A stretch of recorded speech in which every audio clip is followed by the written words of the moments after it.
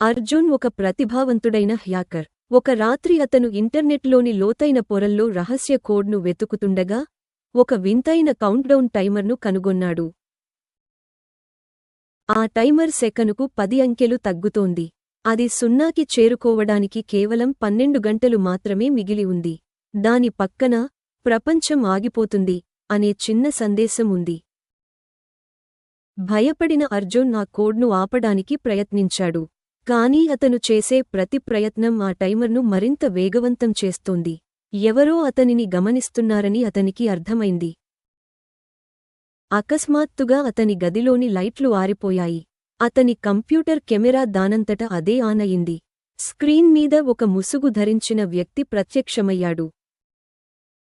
ఆ ముసుగు వ్యక్తి, "నువ్వు చాలా దూరం వచ్చావు అర్జున్. ఇప్పుడు నువ్వు వెనక్కి వెళ్లలేవు" అని హెచ్చరించాడు.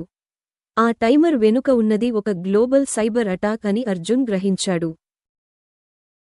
సమయం తక్కువగా ఉంది. అర్జున్ తన ప్రాణాలకు తెగించి ఆ వైరస్ను ముక్కలు చేయడానికి ఒక క్లిష్టమైన వైరస్ ప్రోగ్రామ్ను రాయడం మొదలుపెట్టాడు. అతని వేళ్లు కీబోర్డ్ మీద నాట్యం చేస్తున్నాయి.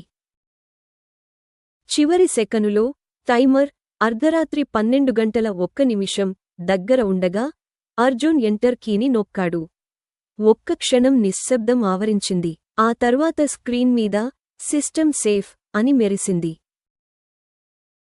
ప్రపంచం క్షేమంగా ఉంది. కానీ అర్జున్కు తెలుసు ఇది కేవలం ఆరంభం మాత్రమేనని. చీకటిలో ఇంకా ఎందరో హ్యాకర్లు పొంచి ఉన్నారని అతను గ్రహించి తన పోరాటాన్ని కొనసాగించాలని నిర్ణయించుకున్నాడు.